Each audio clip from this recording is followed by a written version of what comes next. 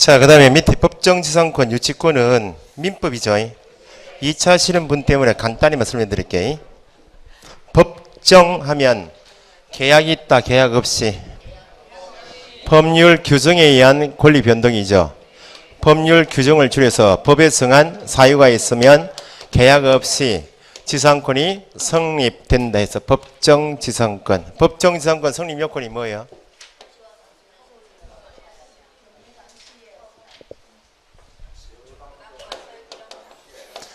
저당권 설정 당시에 동일 소유의 토지와 건물이 있을 것. 저당권 설정 당시에 동일 소유의 토지와 임목이 있을 것. 임목법 배우셨죠? 임목법에도 법정지상권이 있다. 설정 당시 동일 소유 토지 임목에 대하여 저당권 설정했죠? 채무 변제를 못했죠? 그럼 저당권자는 경매 신청할 수 있다. 저당권자가 경매 신청하는 것을 뭐라 한다? 이미 경매, 누가 마음대로 저당권자가 소송 제기할 필요 없이, 판결 필요 없이 담보 목적물인 건물을, 임목을 경매에 넘겼죠.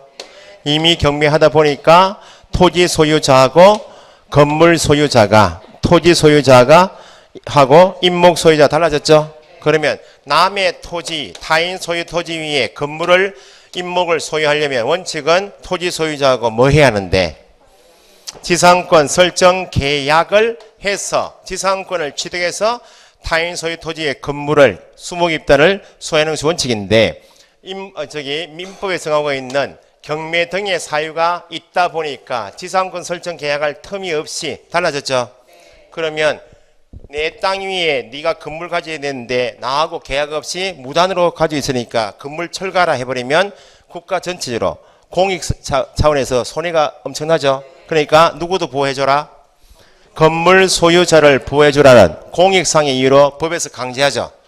비록 지상권 설정 계약은 없었지만 법에 정하고 있는 경매 등의 사유로 달라지면 토지 소유자는 건물 소유자, 토지 소유자는 임목 소유자에 대해서 지상권 설정한 것으로 본다. 법정 지상권. 그죠? 그러면 설정 당시 동일 소유, 그게 가장 중요한 거예요. 우리 시험에 나오면 민법의 어려운 내용은 우리 시험에 안 물어요. 기본 내용을 묻는다고. 설정 후 신축. 설정 후 신축 나와버리면 설정 당시에 없었잖아요. 법정지상권 인정되지 않는다. 한 개만 더. 설정 당시 동일 소유였죠? 네? 성립 요건 갖췄다. 그 후에 건물을 재건축할 수 있다 없다? 철거하고 다시 지을 수 있죠? 법정지상권 성립된다. 설정 당시의 동일 소유였다면 요건을 갖췄기 때문에 이거 누구 보호 차원이에요 지금? 야를 좀 보여줘라 그 말 아니야? 설정 당시 동일 소유였기 때문에 그 위에 철거했다. 다시 지었다. 법정지상권 성립되죠? 그러면 법정지상권 성립 요건은 지금 새로 진 여기 건축물 재건축한 요때 성립되었어요. 이전에. 그러면 법정지상권 존속기간, 지료지급 있죠? 존속기간 같은 것은 어떤 건물 기준? 구건물 기준. 다시 지었죠? 동일 소유이어야만 구건물하고 신건물 소유, 동일 소유이어야만 법정지상권 준다? 설정 당시에 동일 소유였다. 그 후에 다시 건물 지었잖아요. 건물이 갑 소유였다고, 을에게 넘어갔다고, 법정지상권 준다 안 준다? 줘야지. 이런 게 함정 아니야? 설정 당시에 동일 소유였다. 철거하고 다시 지었다. 법정지상권 준다고? 동일인 소유일 필요는 없어요. 다만 법정지상권 존속기간은 어떤 건물 기준으로 판단? 구건물 기준. 읽어보시라고. 유치권은 다시 한번 물어봅시다. 유치권은 받을 돈이 있다 없다? 어떤 돈이다? 부동산을 담보로 해서 받을 돈이 있다. 피담 이 채권은 어떤 채권일 때만 유치할 수 있겠는가? 필요비 유익비 상환 청구권 유치권 행사할 수 있다 없다? 공사대금 채권. 그 말은 그 돈 가지고 물건에 직접 투입했는지, 투입한 비용에 대한 채권인지 아닌지를 보셔야 돼. 이걸 민법으로 보면 물건에 관하여 결연 관계 있다라고 해요. 물건이 직접 들인 비용이 아닌가. 임대차가 종료되었다. 보증금 반환 청구권이 있다 없다? 보증금 반환 청구권 있죠? 보증금을 반환받지 못했다. 반환받을 때까지 유치할 수 있다. 보증금 가지고 집 지었어요? 보증금 반환 청구권 가지고 유치할 수는 없어요. 그러면 계속 받을 때까지 점유한다. 뭐 가지고 점유해요? 임차권 가지고. 임차권이 뭐예요? 사용 수익할 수 있고, 임대차가 종료되면 보증금 반환받을 수 있는 권리까지가 임차권이에요. 임대차를 주장해서 계속 점유하는 것이지 유치권 행사하는 것은 아니다. 권리금은 임대인이 반환 의무가 있다.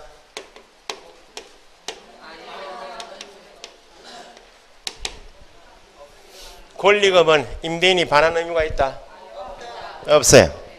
권리금은 상가 건물 임대차법 들어보시면 권리금은 임대인은 임차인이 데리고 온 추순한 신규 임차인으로부터 권리금 지급받는 것을 방해하지 마라. 누구는? 임대인은. 방해하지 마라. 돼 있지. 임대인 네가 줘라. 그 말 아니야.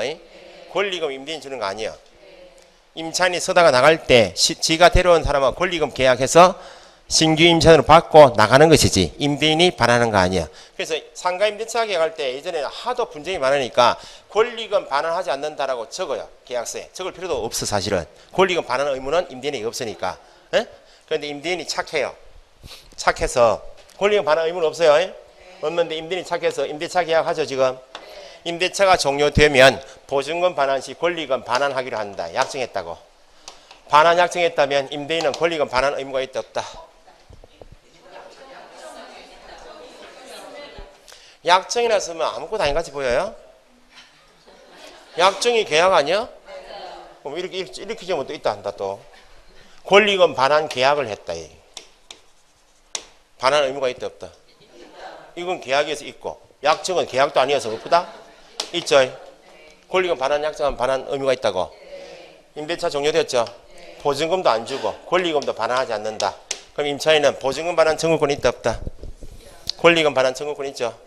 권리금 반환 청구권에 기해서 목적물을 유치할 수 있다. 권리금 가지고 집 지었어요? 상가 지었어요? 보증금 반환 청구권, 권리금 반환 청구권은 유치권 행사할 수 없다. 상가 임대차 계약할 때 보통 임대인은 나중에 끝나고 나갈 때 원상복구 비용이 워낙 들잖아요. 임대차 종료 시 원상복구 필요한다. 거의 다 적어요. 원상복구 약정했죠? 그럼 내가 식당 한다고 시설비 들어갔다 지금. 원상복구 약정했죠? 뭐 전기하고 다 고쳤을 거 아니야? 그러면 거기에 대해서 내가 유치권 행사하겠다? 원상복구 약정했다면 유치권 포기 약정이요. 유치권 행사할 수 없다. 그 정도가 유치권이요. 네? 2차 신혼분 때문에 설명드린 거예요 지금. 1차 신혼분은 이거 그냥 넘어가야 돼. 읽고 넘기시는 게 아니고 실명법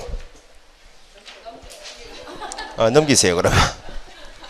3절 부동산 실권리자 명의 등기에 관한 법. 요건 한 거 저도 알아요. 그건 3, 4월달 진도 마지막 한 거고 5, 6월 첫 진도에 또 한다고 했죠. 복습이요. 민법에서 됐다. 그럼 대답이 좀 돼야 되겠다.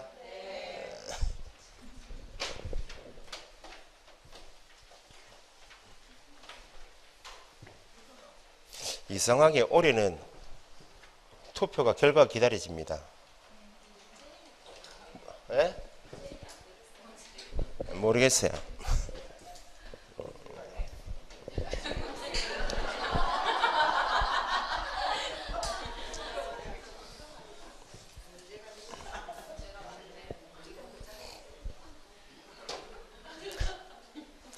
문제수, 문삼수 이렇게 하잖아요. 이번에 재수고 이번에는 삼수, 문삼수.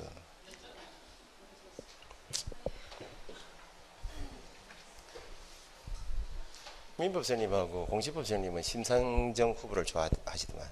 너무 사람이 토론해 보니까 너무 진솔되고 좋다고. 사람은 좋아요. 똑똑하고. 여자는 안 된다고?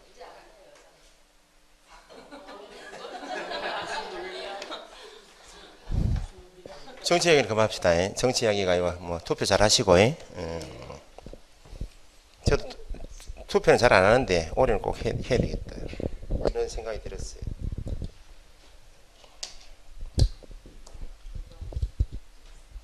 누구 찍을 건가? 비밀이요. 가슴속에만 담고 있는 거요.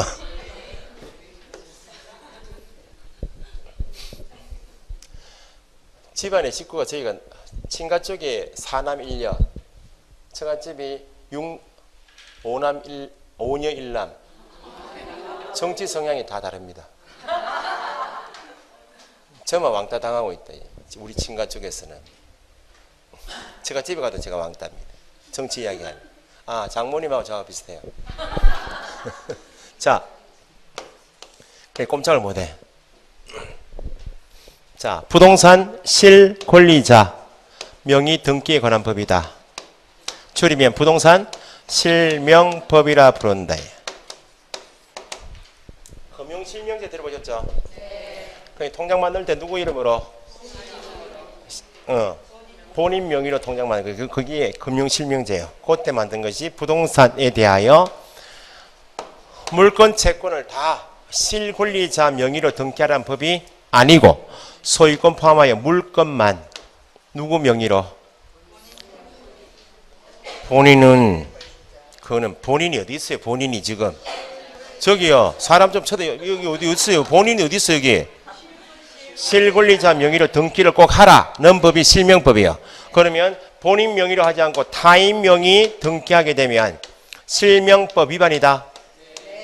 본인 명의로 실권리자 명의로 등기를 꼭 하라는 법이 실명법인데 타인 명의 등기하게 되면 실권리자 명의 등기 아니니까 실명법 위반이죠. 그럼 타인 명의 등기하는 약정 이름이 뭐예요? 명의 실권리자 명의를 다른 사람에게 맡기겠다. 명의 신탁 약정이에요. 명의 신탁 약정이라 하면 실권리자, 신탁자죠. 실권리자, 부동산에 관한 실권리자, 신탁자가 타인, 이름 뭐 수탁자와 약정하죠. 내가 부동산에 관한 소유권 기타 물건은 내가 가지고 그에 관한 등기는 소유권 기타 물건 등기는 네 명의로 하자라고 약정하는 것이 명의신탁 약정. 실권리자는 A, 수탁자는 B. 실권리자 명의로 등기하지 않고 타인 명의 등기하죠. 타인 명의 등기하게 되는 목적이 뭐예요?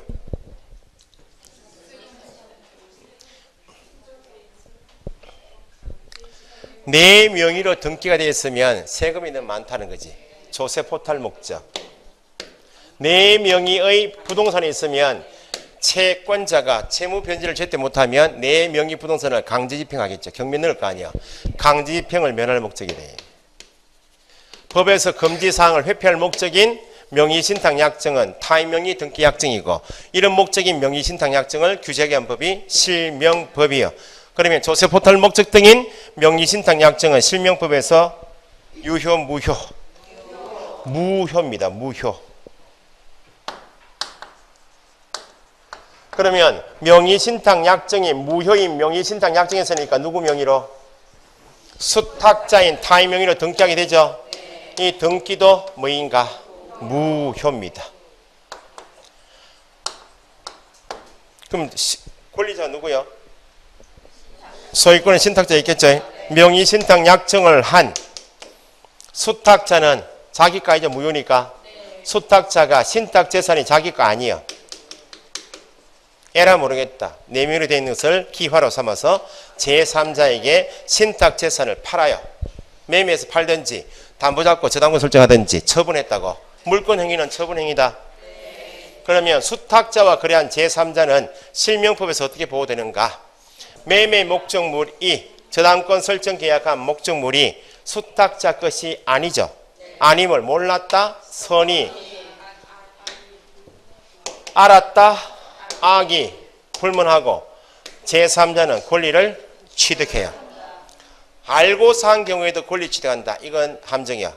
저 취득해요. 네. 그러면 명의신탁 약정을 했던 신탁자는 수탁자가 신탁재산을 처분한 사실을 알게 되었죠. 네. 누구 찾아왔어?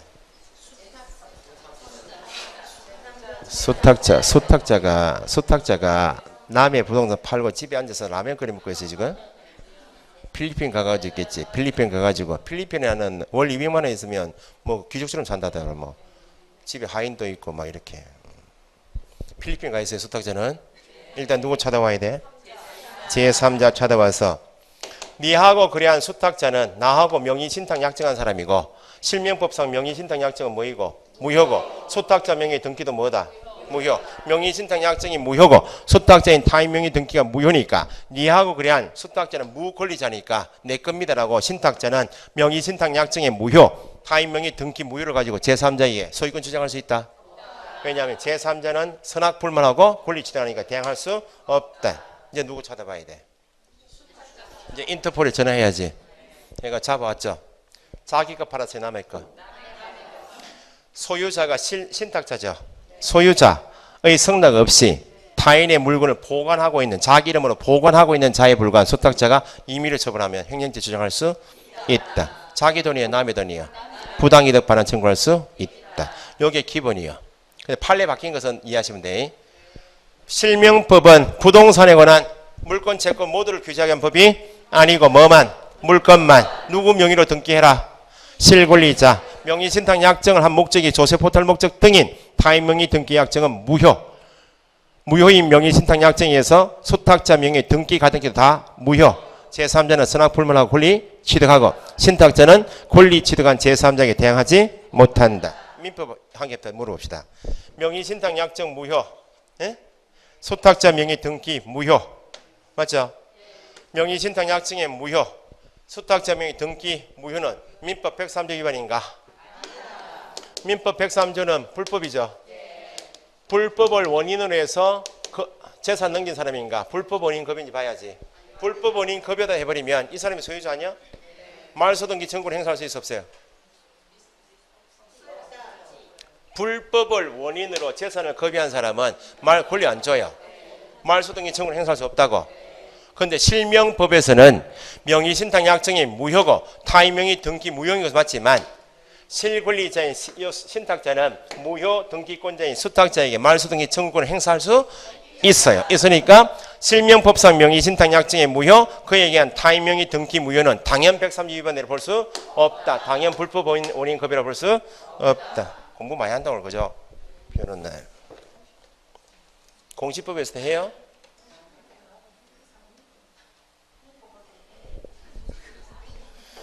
그러니까 공부를 하실 때 1차 두 과목만 하신 분들은 작년 같은데 결혼 같은 거 공법 서너 문제 나왔잖아요. 1차 하는데 민법 선생 수업만 들으면 100% 이해되는가? 이해 안 되는 게 많아. 공시법 선생님이 민법 쳐주잖아요. 중개사법 쳐주잖아요. 훨씬 낫다고. 간혹 저보고 민법 수업 좀 하면 안 되겠냐? 맞아주고요. 민법을 아무나 가르치는 거 아니에요. 제가 수업에 필요한 만큼의 민법을 장진우 선생님한테 배운 거예요. 저도. 한 3년 동안 계속 차에 계속 듣고 다닌 거야. 그래 이제 민법처럼도 설명하면 안 되니까 줄일 수밖에 없잖아요. 정리해야 된다 지금. 그러니까요.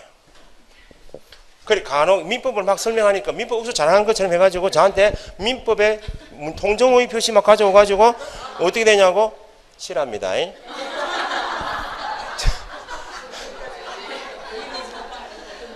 제가 시험 공부할 때는 민법 80점 받았어요. 지금 장진영 선생 책이 잘 나왔잖아요 지금. 그 책에 한 요만큼 된 게 있었어요. 기출문제 풀이해가지고 있었어요. 그거 저번 보고 갔지. 민법 3년 동안 계속 들었는데 뭐. 그럼 김일수 선생님하고 옥수 대단한 거를 막 생각하고 있다. 니는 천재가 아니면은 그래 보면 안 돼. 왜냐면 늘 뭐 사람들하고 술 먹고 댕겼거든. 절대 민법 가져오면 안 돼요. 임대차 보호법, 실명법 요건 가져오시라고. 요건 제가 아직까지 공부를 하고 있으니까 괜찮다고. 모르면 이제 처금 판례 같은 건 이제 장경준 선생님 여쭤보지만 어쨌든 뭐. 자, 그러면 타인 명의 등기 약정을 규제하기 위한 법이 실명법이요. 실명법은 타인 명의 등기를 규제하는데 목적이 이 목적이기 때문에 무효로 돌리고 무효요. 그러면 타인 명의 등기 약정을 했는데 이런 목적이 없으면 규제할 필요가 있다. 실명법에서 명의신탁 약정은 이 목적인 약정이 무효고 그러면 명의신탁 약정을 했지만 이런 목적이 없으면 실명법에서 규제할 일이 없지. 유효한 명의신탁도 있다 없다? 종중 배우자 종교단체에 대해서만 이런 목적이 아니면 명의신탁 약정 유효. 벌칙 과징금 있다 없다? 없다고. 유효하니까. 무효인 명의신탁 약정을 규제하고 벌칙 과징금을 주지. 종중 배우자 종교단체에 대해서는 특례가 인정된다. 그 말은 명의신탁 약정은 맞지만 이런 목적이 없는 명의신탁 약정은 유효. 벌칙 과징금이 없으니까 실명법과 관계없다고. 그 민법에서 배우신다고 1차 시험 나온다고요. 그러면 조세 포탈 목적 등인 명의신탁 약정을 공부하는 게 실명법이기 때문에 실명법에서 주 내용은 명의신탁 약정의 유형을 공부하시는 게 핵심이에요. 명의신탁 약정의 유형은 크게 나누면 등기 명의신탁 약정이 있고 계약 명의신탁 약정이 있다. 크게 두 가지. 그러면 답은 기본 답은 여기 있기 때문에 지금 시험 지문에 나와 있는 유형이 이자간 명의신탁인지 삼자간인지 계약 명의신탁인지 줄이면 등기 명의신탁인지 계약 명의신탁인 유형만 파악하시면 답은 여기 있다. 등기 명의신탁, 계약 명의신탁 약정은 명의신탁 약정하는 것은 똑같죠? 명의신탁 약정은 소유권은 내가 가지고 등기는 네 명의로 하자. 거기에 명의신탁 약정 아니야? 소탁자인 타의 명의로 뭐 하자고? 등기하자. 이건 공통이라고. 그럼 이름이 등기 명의신탁이네요. 등기 명의신탁은 말 그대로 등기만 누구 명의로? 소탁자라 하고 계약은 누가 하겠다고? 계약은 신탁자가. 이제 기본 이 신탁자가 매매 계약을 하고 나면 뭐? 등기 명의신탁. 명의신탁 약정에서 등기만 소탁자 명의 이렇게. 계약 명의신탁은 소탁자 명의 등기는 당연하고 계약 명의신탁이나 계약도 누가 하겠다고? 소탁자가 매매 계약을 하고 나면 계약 명의신탁. 자기 명의로 등기하는 것 이렇게. 등기 명의신탁은 누가 계약을 하고? 신탁자가 매매 계약을 하고. 계약 명의신탁은 누가 계약을 하고? 소탁자가 매매 계약하고. 일단 구분하시고 등기 명의신탁은 다시 두 가지로 나눠요. 이자간 명의신탁, 두 사람 간의 명의신탁 약정이 있고 삼자간 명의, 세 사람 간의 명의신탁 약정이 있어요. 두 가지는 어디 속한다고요? 등기 명의신탁. 세분하면 계약 명의신탁 이렇게 나눠요. 이자간이니까 두 사람만 있으면 된다 그 말이죠. 그럼 누구하고 누구만 있으면 돼?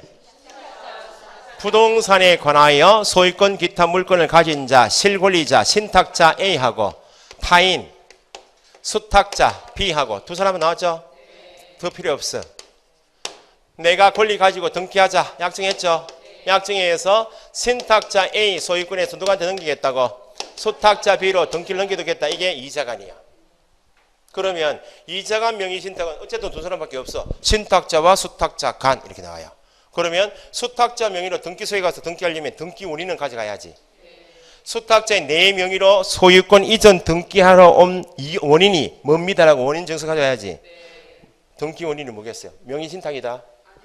처음부터 교도소 가겠다 그 말 아니에요. 그거는 내부적으로 명의신탁 약정했지만 실제로 매매한 것은 아니지만 허위 표시에 의한 법률행위, 가장행위죠. 가장 허위 표시에 의한 법률행위, 가장 매매, 가장 증여 형식을 빌어 누구하고 누구 간?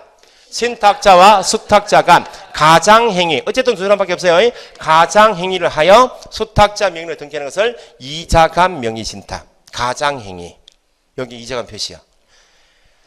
구분은 삼자간 명의신탁하고 계약 명의신탁은 세 사람이 필요한 것이 유사하기 때문에 이걸 구분하시면 돼. 삼자간 명의신탁은 부동산에 관하여 한 사람 더 나와야 되겠죠. 매도인 갑, 신탁자 A, 수탁자 B. 세 사람 나왔죠? 계약 명의신탁도 유형은 비슷해요. 부동산에 관하여 매도인 갑, 신탁자 A, 수탁자 B 이렇게. 유사한데 이게 삼자간이면 소속이 어디? 등기 명의신탁이죠. 그럼 등기 명의신탁에서 등기는 누구 명의로 하겠지만 수탁자 명의로 등기는 하겠다는 거죠. 계약은 누가 하겠다고? 계약은 신탁자가 매매 계약을 하고 나오면 삼자간이에요. 여기 이 사람이 신탁자가 매수인이죠. 그럼 매수인이 매매 계약은 유효 무효? 매매 계약을 규제할 필요는 없죠. 유효하죠. 계약금, 중도금, 잔금 넣었죠. 등기가 이렇게 넘어가면 하자가 전혀 없는 계약 아니야. 그런데 명의신탁 약정을 하죠. 약정을 해서 약정의 내용이 내가 다방에 만나서 매도인과 매매 계약하고 내 통장에서 잔금을 다 넣을 테니까 등기만 네 명의로 좀 하자 그 말입니다. 그럼 야 입장에서 보면 매도인 입장에서 보면 신탁자 A와 수탁자 B 간에 명의신탁 약정이 있으면 안다 모른다. 다방에서 만나서 계약하고 돈 들어온 명의는 신탁자 명의 돈 들어오고 등기를 이렇게 좀 넘겨달라 하니까 이 사람 입장에서 보면 모종 약정이 있으면 안다 그 말입니다. 등기부 그래 보면 매도인 갑에서 매수인 신탁자 명의로 등기했어요. 야 신탁자 매수인 명의 등기를 생략했죠. 하고 바로 누구한테? 수탁자에게 등기 넘어갔죠. 요게 3자간 요거 중간 생략형 명의신탁이라 해요. 계약 명의신탁은 계약부터 누가 하겠다고? 매매 계약을 매도인과 수탁자가 매매 계약하고 등기도 누구 명의로? 수탁자 자기 명의 등기하죠. 그럼 여기에서 신탁자와 수탁자 간의 명의신탁 약정의 내용은 내가 전면에 나서기가 그러니까 네가 부동산을 매입할 수 있도록 매수 자금은 내가 대줄게. 돈 대줄게. 누가? 신탁자가 자금을 지원하고 시작하면 계약이야. 자금 지원 받았죠. 통장 입금되었죠. 입금받은 누가? 수탁자가 매매 계약을 하죠. 그럼 보세요. 여기 매도인 입장에서 보면 계약은 신탁자, 등기는 이렇게 넘어가니까 아는 경우 아니야. 약정을. 여기는 아는 경우도 있을 수 있다. 짜고 칠 수 있죠. 짜고. 아는 경우는 시험에 안 나온다고. 그러면 다방에서 만난 사람도 수탁자다 지금. 통장에서 매도인 자기 통장에 돈 입금되는 명의자도 누구 명의? 수탁자 자기 통장에 돈 들어오잖아요. 그러면 매도인 입장에서 보면 야가 수탁자가 자기 돈 가지고 내 부동산을 매입하는 모양이다는 사실만 알고 매도인이 신탁자가 지원한 사실을 모를 수 있다. 그럼 이건 뭐하고 똑같아? 일반 매매와 똑같잖아요. 그래서 계약 명의신탁에서 가장 중요한 것이 수탁자와 거래한 누가? 매도인이 신탁자와 수탁자 간의 명의신탁 약정에 대하여 알지 못한다. 선이다. 누가 뭐에 대해서 선이라고? 매도인이 명의신탁 약정에 대해서 선이다 나오면 이건 일반 매매와 똑같아요. 원칙은 명의신탁 약정은 뭐고? 무효고 수탁자 명의 등기가 무효인데 계약 명의신탁에서 수탁자와 거래한 매도인이 명의신탁 약정에 대해서 알지 못한다 나오면 계약 명의신탁 약정은 여전히 무효지만 수탁자와의 매매 계약 및 등기는 유효. 등기부 그래 보면 매도인 갑에서 매수인이 누구요? 수탁자 B로 등기 넘어갔죠. 매도인이 선이다 나오면 뭐만 무효다. 약정만 무효지 계약 및 등기는 유효. 누가 완전한 권리자? 자, 신탁자와 수탁자 간 두 사람입니다. 가장행위 2자간. 신탁자가 매매 계약을 하고 3자간. 신탁자가 자금 지원하고 수탁자 계약하고 계약 명의신탁. 하여 중요한 말이 수탁자와 거래한 매도인이 명의신탁 약정에 대해서 알지 못한다. 선의인 경우 거기 나와요. 그러면 유형파악은 됐죠? 요게 답이라고. 답. 자, 1번부터 부동산에 관한 뭐? 부동산에 관한 뭐? 물건. 부동산에 관한 물건을. 명의신탁 약정은 뭐? 무효. 명의신탁 약정 무효. 명의신탁 약정은 무효. 수탁자 명의 등기 무효. 다만 계약 명의신탁에서 매도인이 선의이면 뭐만 무효. 약정만 무효. 계약 및 등기는 유효. 3장은 뭐만 유효. 매매 계약만 유효. 약정 및 등기는 무효. 계약 명의신탁은 뭐만 무효. 약정만 무효. 선이면 매매 계약 및 등기는 유효. 4번 수탁자가 제3자에게 신탁재산을 처분했다. 제3자에게 처분했다. 제3자에게 처분했다. 제3자는 선악불문하고 권리 취득한다. 신탁자는 제3자에게 무효 가지고 대행하지 못한다. 무효 가지고 대행하지 못한다. 여기는 누구 거요? 완전한 권리자로부터 넘겨받았으니까 완전 취득하죠. 그러면 횡령죄가 성립되는가 이걸 따져봐야 돼. 민법에서는 횡령죄 안 나옵니다. 민법에서는 벌칙 안 나와요. 사법 관계이기 때문에 개인 간의 관계는 벌칙 관계는 시험 안 나와요. 우리 시험에 나와요. 횡령죄는 남의 물건을 자기 이름으로 가지고 있는 사람이 소유자 승낙 없이 마음대로 처분하는 것을 횡령죄를 합니다. 여기는 소유권 누구한테 있다고? 신탁자. 여기는 소유권 누구한테 있어요? 자기 생각을 예단을 가지고 하지 마시고 판서에 대한 요걸 보고 판단하시라고. 누가 소유자요?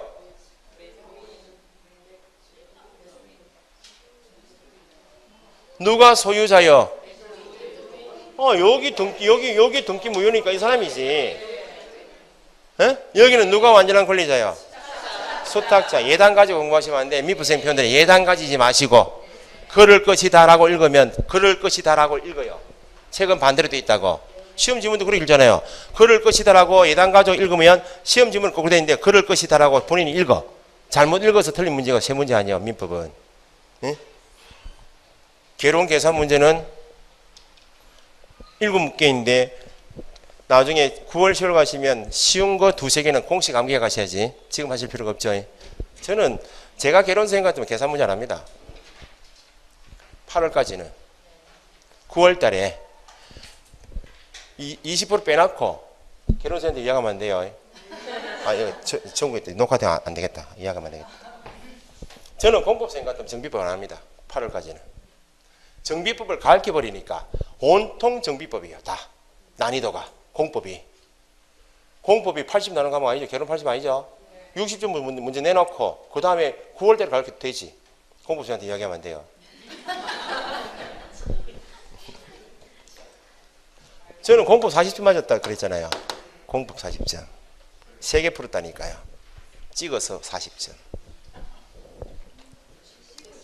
세법 2개 맞췄어요. 찍었는데. 지적법 12개 다 맞췄어요. 9월 달에는 전략적으로 하시라고. 자, 민법에서는 안 나오는 횡령죄 우리 나와요. 여기 소유자 누구요? 야, 팔았죠? 지금 팔았어요, 남의 거?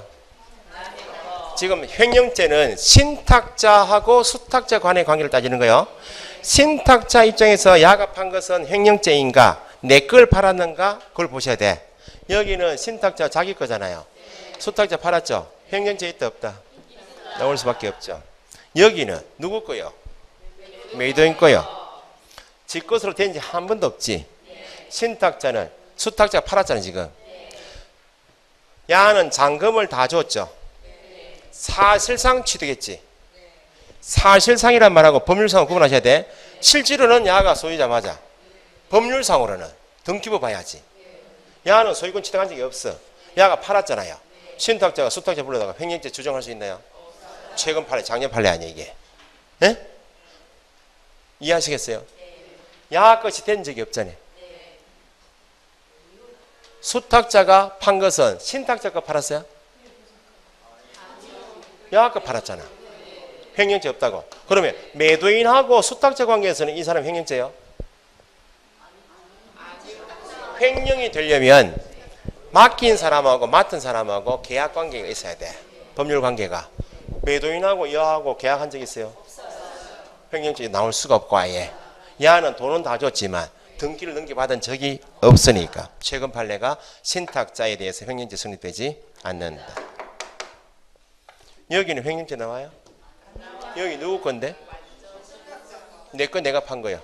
횡령죄 주장할 수 없다. 횡령죄는 여기서만 나오는 거예요. 이자간. 자 보세요. 이제 시험 나오는 거에 해야 되니까 벌칙까지 나온다고. 여기 소유자 이 사람이죠.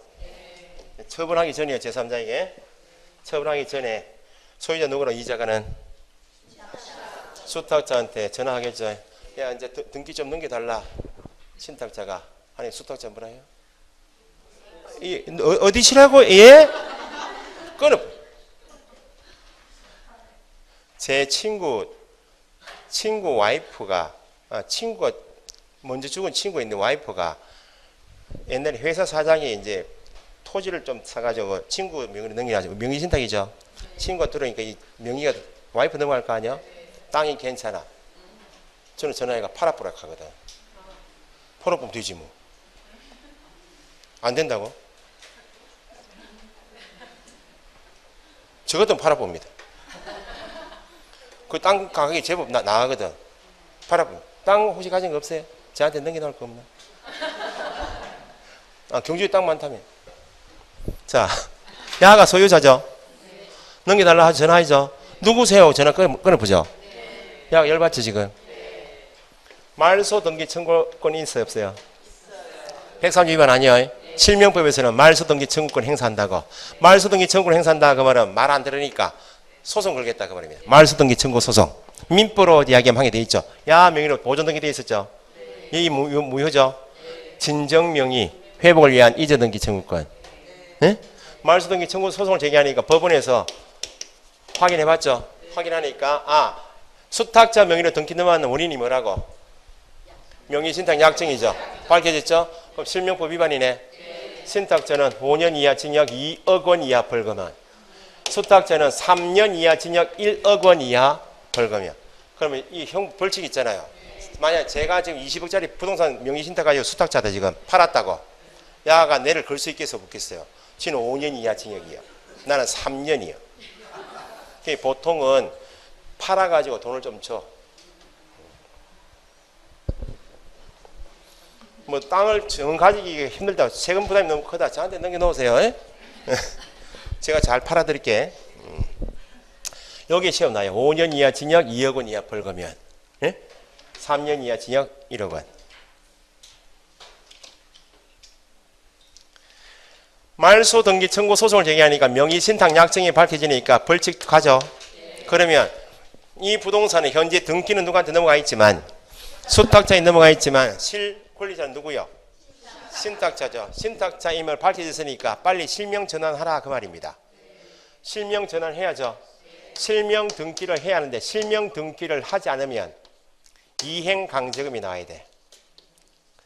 일단 실명법 위반한 신탁자에 대해서는 실명 등기를 하지 않았으니까 과징금이 일단 부과되고 엄청나게 가는 거예요. 5년 이하 징역 2억 원 이하 벌금은 1, 과징금 처분 2, 과징금 받고도 안 하면 이행 강제금 1이 나간다고. 야는 자기 명의로 등기할 의무가 있나 없나요? 등기 되어 있잖아요. 이건 없어. 형벌만. 신탁자는 벌칙이 얼마라고요? 5년 이하 징역 2억 원 이하 벌금형. 그 다음에 과징금 처분. 과징금 받고도 안 하면 이행 강제금. 그럼 과징금은 얼마나 낼 것인가? 이것도 시험 나왔어요. 부동산 가액이 있나요 없나요? 부동산 가액이 있죠. 가액의 100분의 30 이내에서 차등 부과해요. 차등 부과는 부동산 가액이 5억부터 해서 쭉 금액이 있겠죠. 그래서 5억부터 해서 최소 5%에서 15% 나누고 요율을 실명 등기를 하지 않고 타인명의 등기 넘어왔으면 실명법 위반이죠. 실명법을 위반한 기간, 타인명의 등기한 기간이 있죠. 이 기간 따져서 5%, 15%, 최대 몇 프로? 30% 범위 내에서 차등, 최소 몇 프로? 최소. 요거 다 하니까 부동산 가액에 따라서 5%, 10%, 15% 돼 있고 실명 등기하자는 기간에 따라서 5%, 10%, 15% 돼 있다고. 최대 몇 프로? 요거 다 더해서 한다고. 30% 범위 내에서 최소 몇 프로? 10%, 15% 나올 수 있고 20% 나올 수 있고 25%, 30% 나올 수 있죠. 시험은 과징금은 부동산 평가액의 100분의 확정적으로 100분의 30에 해당하는 금액을 부과한다. 100분의 30을 무조건 주는 거 아니에요? 실명 등기하자는 기간하고 부동산 평가액에 따라서 5%, 10%, 15% 차등 부과한다 그 말이에요. 그러면 과징금 부과됐죠. 실명 등기 해야죠. 하지 않았다 1년 이내에. 하지 않으면 부동산 평가액의 처음에 10% 이행강제금. 이행강제금 부과받고 다시 실명 등기 안 하면 20%. 야 남는 게 있어 없어요? 없지. 사식 넣어줘야 되겠네. 과징금 받고 이행강제금 받고 이런 게 우리 시험에 나는 거예요. 일단 벌칙부터 등기법 배우시면 장기 미등기자란 말이 나오던가요? 장기 미등기자. 매매 계약하죠. 잔금 넣으면 반대급부 이행 완료다. 반대급부 이행 완료. 잔금 지급하면 반대급부는 내가 소유권을 넘겨받기 위해서 내가 줄 돈 다 줘야 되잖아요. 잔금을 반대급부 이행 완료를 해요. 반대급부 이행 완료되면 며칠 이내 등기 신청하고 60일. 반대급부 이행 완료됐는데 3년이 지나도록 등기를 안 해. 목적이 뭐예요? 조세포탈 목적이겠지. 강제입행 면탈 목적이거나. 명의신탁과 똑같이 해요.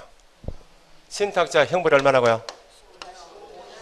장기 미등기자는 등기 몇 년 동안 등기 안 했다고? 3년. 신탁자를 교사한 사람이 있겠네. 신장교 다리는 52cm 이렇게 함께해요. 신탁자, 장기 미등기자, 교사자는 5-2여 52cm, 신장교 다리는 52cm.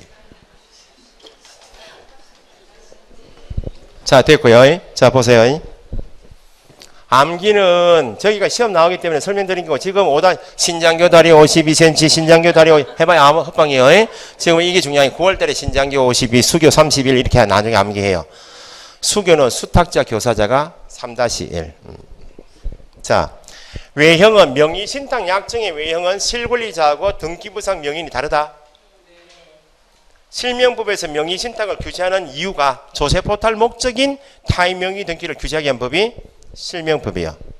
그런데 외형은 당사자 약정의 외형은 실권리자가 있고 등기부상 명인이 다르면 외형은 뭐하고 똑같아요.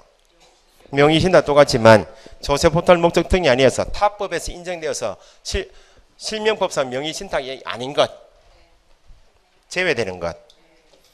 양도담보, 담보가등기. 양도담보, 담보가등기는 목적이 채무 변제를 담보하기 위해서 보통은 뭐 하는데? 저당권 설정하는 원칙인데 채무자가 돈을 빌려 쓰면서 자기 채무를 못 갚으면 그걸 담보하기 위해서 채권자에게 이전 등기해 주는 게 양도담보를 하고 채권자에게 가등기해 주는 게 담보가등기라 합니다. 실권리자 누구요? 저당권랑 똑같아요. 아파트 담보로 저당권 설정했잖아요. 실권리자 누구요? 돈 빌려 쓴 사람, 저당권자. 등기부상에는 저당권 돼 있죠. 여기 채권자 명의로 등기는 돼 있죠. 실권리자 이 사람 아니야. 실권리자하고 뭐하고 달라요? 실권리자하고 등기부상 명의 다르잖아요. 지금 뭐하고 모습은 똑같아. 명의신 똑같죠. 이게 명의신탁이요? 명의신탁 아닙니다. 부동산을 갑이 을에게 팔아요. 토지를 팔아. 갑 단독 등기돼 있죠. 분할 등기하지 않고 일부만 팔아요. 여기서 여기까지 위치 정했죠. 전체 1000평 중에서 여기 500평은 내가 가지고 500평만 내한테 받게 면적을 특정했죠. 요거 네 땅, 요거 내 땅, 이거 네 땅 구분하여 소유하기로 약정했죠. 분할 등기했다고? 언제 했어요? 갑을 공유 등기. 조세포탈 목적 등이 있어요? 그럼 이걸 이름을 상호명의신탁이라 불러요. 여기는 실권리자 누구? 갑. 여기는 실권리자 을. 등기는 을하고 같이 돼 있네. 등기는 갑과 같이 돼 있네. 상호명의신탁이라 불러요. 요즘에는 구분 소유 약정했다. 등기는 공유 등기했다. 구분 소유적 공유 관계. 상호명의신탁. 명의신탁 아니에요? 요 정도가 실명법이에요. 이거 뭐 더 볼 게 있어 지금? 자,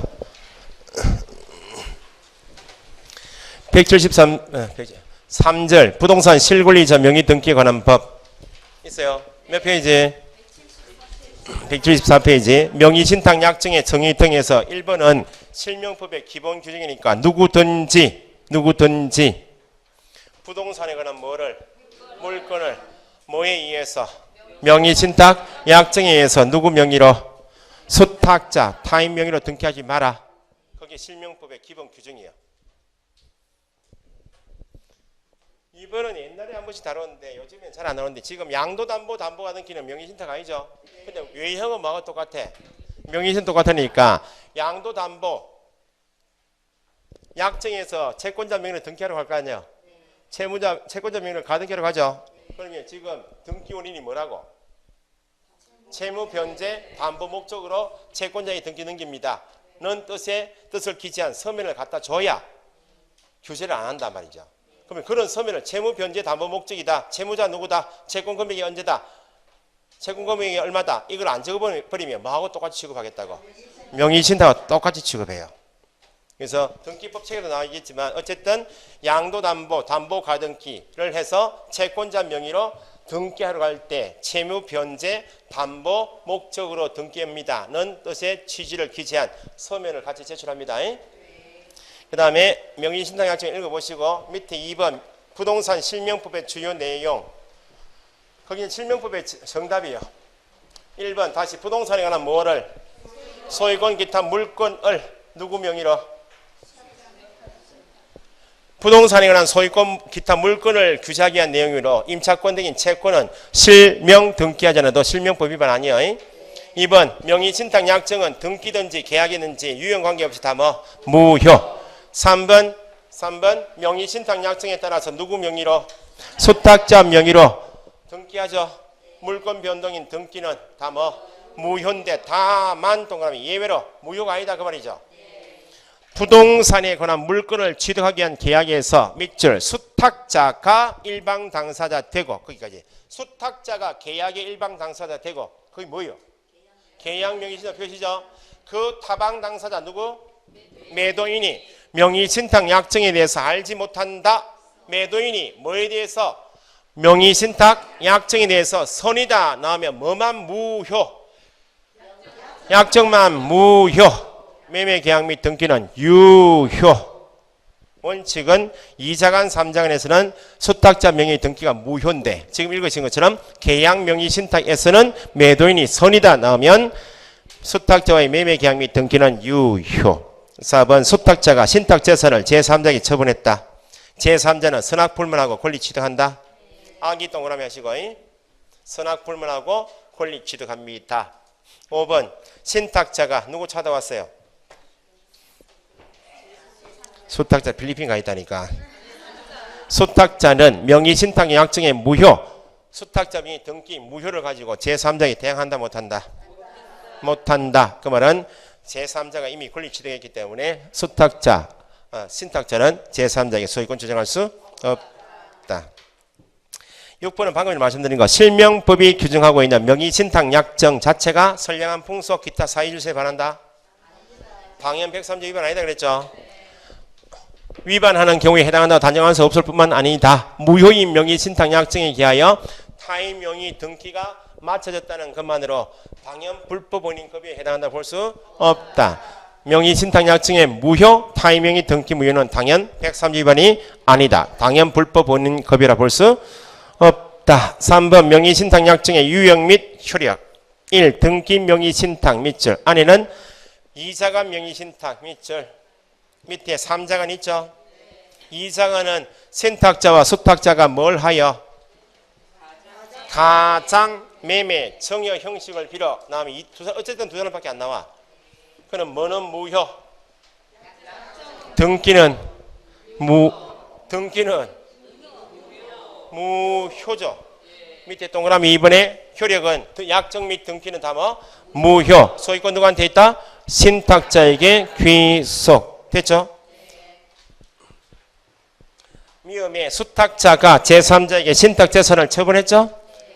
수탁자와 거래한 제3자는 선의하기 불문하고 권리 취득함으로 신탁자는 제3자에게 대항하지 못한다. 비읍에 신탁자는 수탁자에게 횡령죄 주장할 수 있고 팔았다면 부당이득 반환 청구할 수는 있다. 3자간 명의신탁 밑줄 누가 계약을 하고 신탁자가 매매 계약을 하고 약정에 의해서 신탁자 명의의 등기는 생략하고 수탁자로 바로 넘어간다. 중간 생략형 명의신탁. 약정은 뭐? 무효. 수탁자 명의의 등기 무효.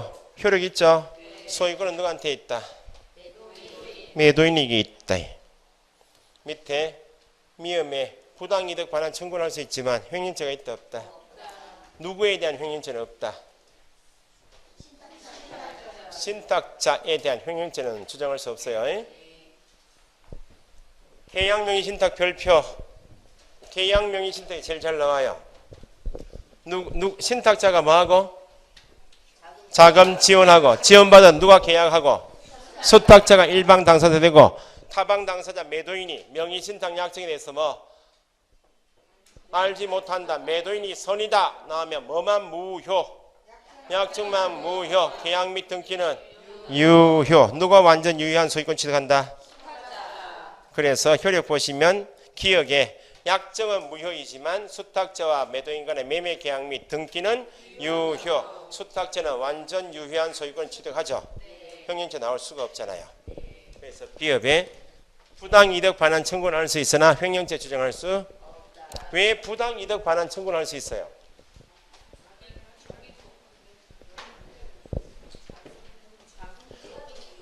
이 사람이 완전한 권리자죠. 수탁자가. 신탁자하고 수탁자 두 사람 간에 따져보니까 명의신탁 약정은 뭐 무효. 법률상 원인 없이 무효인 관계에서 타인의 재산 노무로 손해가하고 이득을 취하고 있잖아요. 부당이득 반환 청구를 할 수가 있다고. 횡령죄는 나올 수가 없지. 누구 거니까? 수탁자 것이니까. 자, 그 다음에 밑에 5번에 명의신탁 약정에서 제외되는 경우 있죠. 2번만 따로 읽어두시면 구분 소유적 공유관계. 옛날엔 상호 명의신탁을 했다. 위치와 면적을 특정했네. 구분 소유 약정했네. 공유 등기했네. 나오면 구분 소유적 공유관계구나. 명의신탁이 아닙니다. 6번에 종교단체, 종중, 배우자에 대한 특례. 누구한테만 특례를 주는가? 종교단체, 종중, 배우자에 대해서만 특례가 인정된다는 말은 원칙은 명의신탁 약정은 조세포탈 목적 등이어서 무효, 수탁자 명의 등기 무효이고 처벌하는 것이 원칙인데 종중, 배우자, 종교단체가 명의신탁 약정을 했는데 어떤 목적이 아니다. 조세포탈 목적이 아니고 강제집행 면탈 목적이 아니고 법령상 제한상 금지사항을 회피할 목적이 아닌 세 사람에게만 유효하게 명의신탁 약정을 유효하게 인정하겠다. 벌칙 과정은 있다 없다? 없다. 최근 시험에 종교단체가 명의신탁 약정한 경우 언제나 무효다. 조세포탈 목적 등이 아닌 종교단체, 종중, 배우자는 유효, 벌칙 과징금이 없다. 그래서 유효한 명의신탁에 대해서 판례가 2번부터 쭉 나와 있죠. 1차 실문은 꼭 읽으세요. 1차, 2차 실문은 안 읽으셔도 되고. 또 불안하다 또 안 읽으라니까 또. 2차 실문은 9월달에 한번 보시고 1, 2차 실문 읽으시고. 밑에 박스 있나 없나요? 뒷장에 박스 그게 우리 시험에 나와요. 신탁자 형벌 얼마? 5-, 수탁자 3-1. 과징금, 이행강제금은 과징금은 100분의 30 이내에서 이행강제금은 10% 화살표 20% 돼 있죠. 처음 1년에 10%, 나중 1년에 20%. 수탁자는 벌칙밖에 없죠. 3-1 횡령죄 나오죠. 근데 3자간 명의신탁은 수탁자는 횡령죄 있다 없다? 없죠. 계약 명의신탁에서 매도인이 선이면 아예 횡령죄 자체를 말할 수가 없지. 그죠? 신탁자에 대해서는 5- 형벌도 주고 과징금도 부과하고 이행강제금 나오는데 수탁자는 벌칙만 있지. 아니 벌칙만 있지. 과징금이다. 이행강제금은 없다. 됐죠? 쉬었다 좀만 더 합시다.